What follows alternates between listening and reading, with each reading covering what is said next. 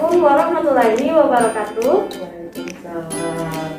Kembali lagi kepada kita channel Himaksi FEUBB. Kali ini kita akan melakukan program kerja dari Himaksi, yaitu disertasi, diskusi serta tanya akuntansi fall keempat.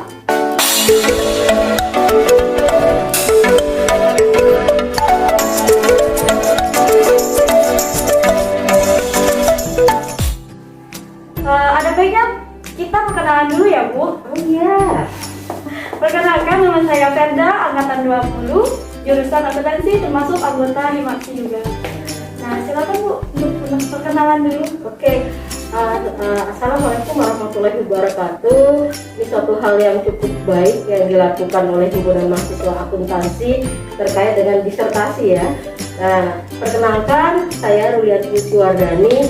Kebetulan saya dikasih amanah oleh pihak pimpinan menjabat ketua jurusan akuntansi mulai periode 2020 sampai sekarang. Sangat berwibawa ya, Bu. Sebelum itu saya akan menjelaskan program kerja kita ini, yaitu disertasi.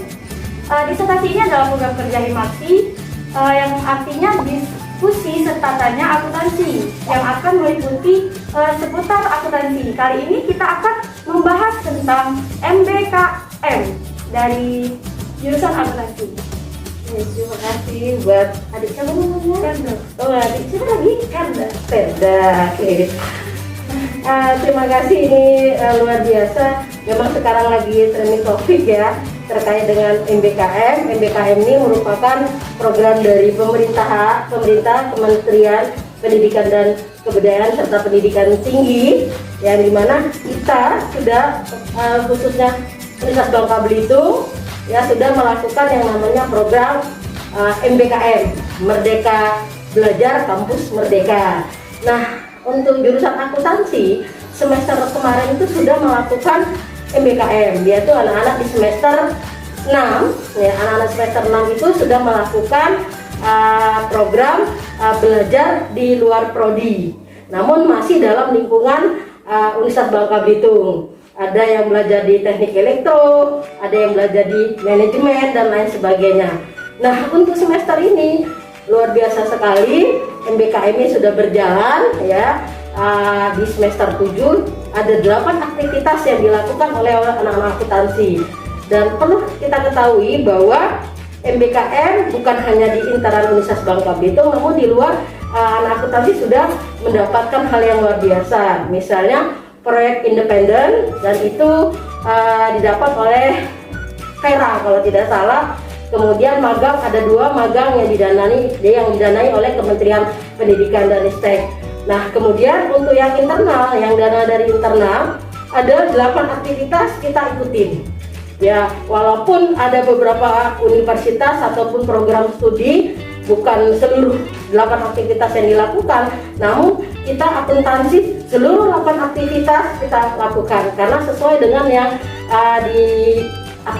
jargonnya adalah Merdeka Belajar Kampus Merdeka. Nah, ke-8 aktivitas itu adalah pertama pertukaran pelajar. Nah, di sini pertukaran pelajar ini diselenggarakan untuk nanti mahasiswa-mahasiswa khususnya akuntansi itu mempelajari atau nanti secara tersirat atau termaktub ini menghargai keanekaan ragam budaya yang ada di Indonesia. Nah, kebetulan kita akuntansi untuk program pertukaran pelajar ini kita ada dari Papua ya, kemudian ada dari Jambi, kemudian ya ada dari Jambi, ada dari Palembang, kemudian ada dari Jawa Timur dan lain sebagainya, di mana kita menawarkan yang namanya akuntansi desa dan bergabung di di kelas kita ya. Nah, kemudian saya lanjutkan. Oke, yang kedua dari 8 aktivitas untuk program MBKM yang ditawarkan di jurusan akuntansi di semester 7 adalah magang, di mana harapannya nanti magang ini bahwa mahasiswa jurusan akuntansi bisa mengenal dunia kerja yang nantinya akan dihadapi mereka dan siap pakai. Di sini untuk magang yang dilakukan oleh Universitas Bangka Belitung dan khususnya jurusan akuntansi selama 4 bulan. Yang selama ini ya, magang itu hanya dilakukan beberapa bulan. Namun untuk di jurusan akuntansi 4 bulan, karena 8 aktivitas ini disamakan dengan 15 SKS. Kita disamakan dengan 15 SKS. Nah itu, jadi harapannya nanti mahasiswa akuntansi yang memilih magang, dia akan bisa mengimplementasikan bagaimana konsep-konsep yang diterima di perkuliahan itu akan diterapkan di dunia usaha. Dan kita mahasiswa jurusan akuntansi ada yang perusahaan-perusahaan yang cukup bonafit lah, seperti PT Timah, kemudian BRI, kemudian di pemerintahan juga ada. Nah itu luar biasa sekali, karena memang idola sekali ya ketika kami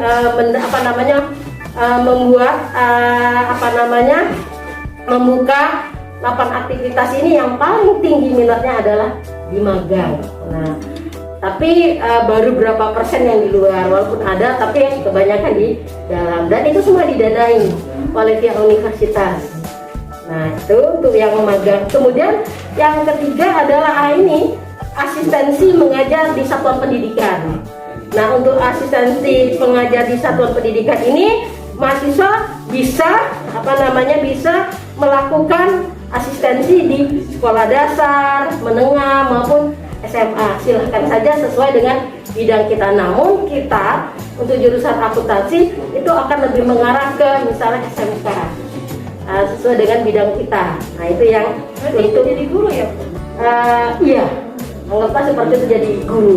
Jadi dia tahu bagaimana nanti kedepannya mahasiswa itu tamat, yang kita ingin guru ataupun dosen, sudah ada dasarnya untuk menghadapi anak-anak mahasiswa maupun adik-adik yang lainnya. Nah itu tujuan daripada pemerintah sih sebenarnya. Namun kami juga setuju dengan apa yang dilakukan seperti itu, karena ada beberapa hal ketika kami melakukan research tadi, kelemahan kita adalah soft skill. Ya, bagaimana kita mengajar di luar, bagaimana kita berkomunikasi di luar itu lemah sekali. Makanya dengan MBKM ini merupakan program yang bagi saya cukup baik. Ya, gimana nanti kita bisa mengasah mahasiswa bukan hanya sekedar konsep, namun juga bagaimana implementasi di dunia yang sebenarnya. Itu wah luar biasa. Kemudian juga keempat ada penelitian riset.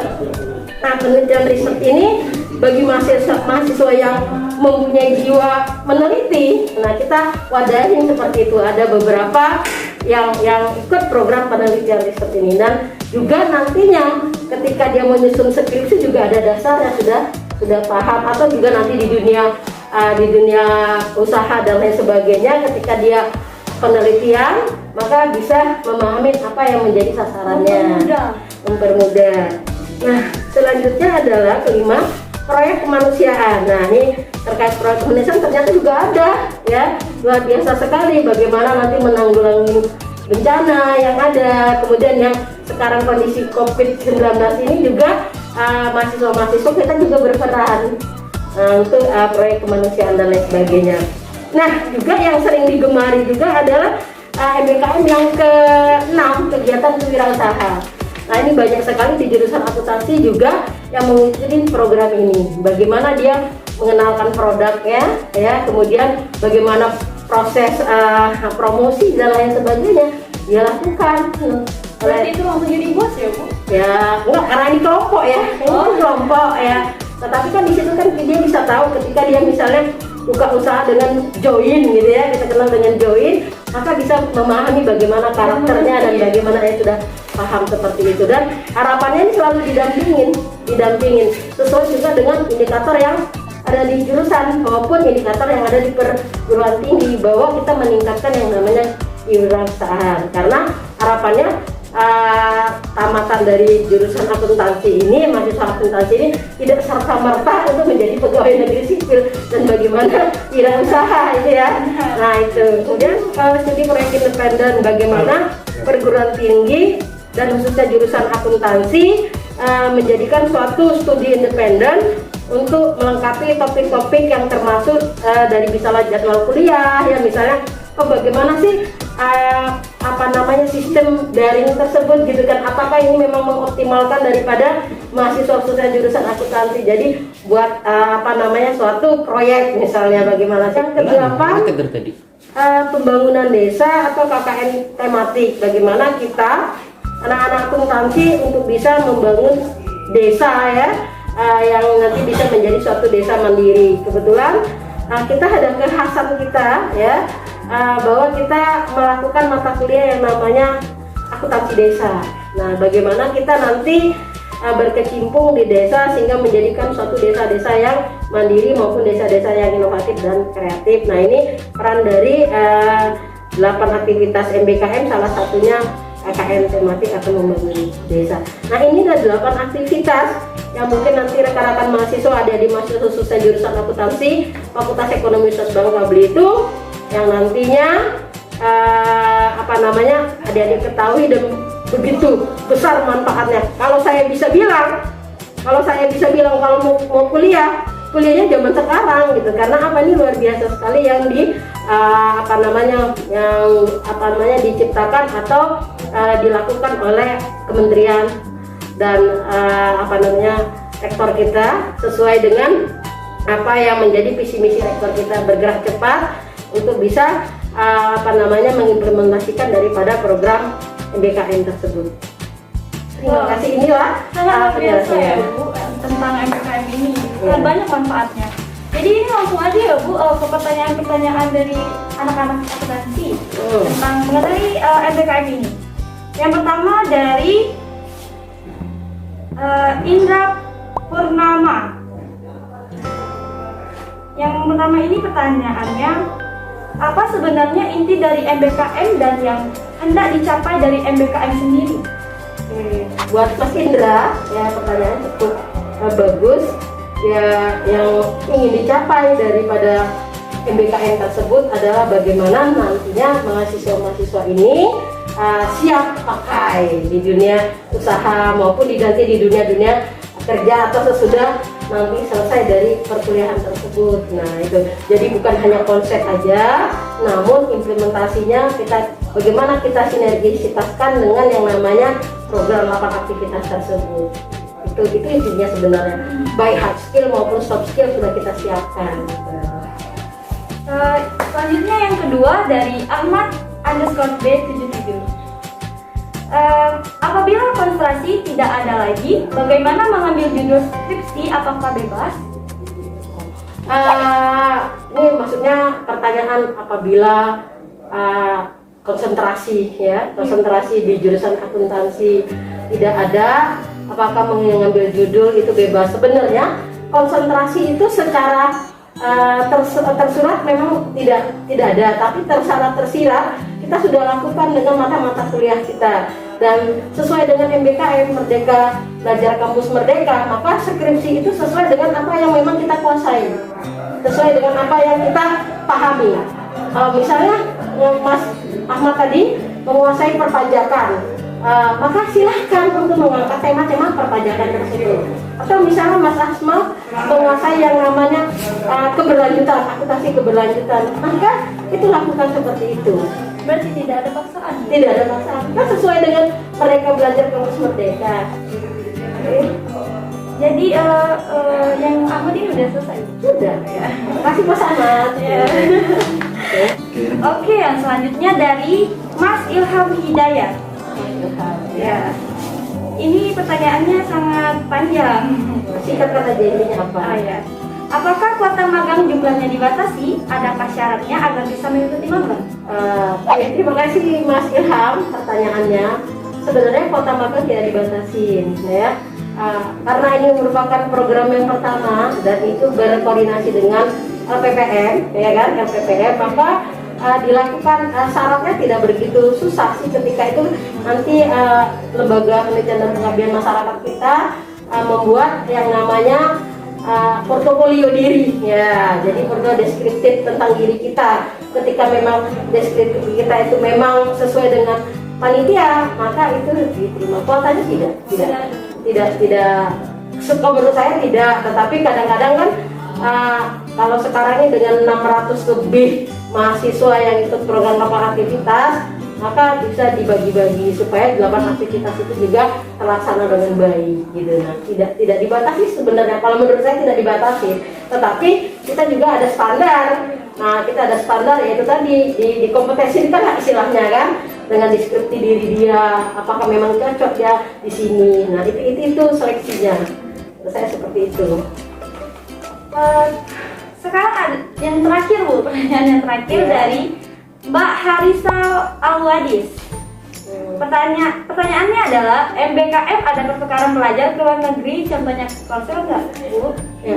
MBKM ke luar negeri ya ada itu ditawarkan oleh kementerian. Kebetulan kemarin wakil dari Universitas Bangka Belitung kebetulan jurusan akuntansi yang baru proses awalnya dia lulus, tapi ketika wawancara dia tidak lulus, dia ke UK kalau tidak salah. Kalau ke Korea Selatan ya sekarang lagi ngetren sarang-sarang itu kan, ya silakan saja, nanti itu dipilih di aplikasinya itu dipilih, tetapi harus ada syaratnya itu TOEFL-nya lebih dari 400. Tidak mudah Bu. Nah, tidak mudah, makanya kita juga bekerja sama dengan UPT ya.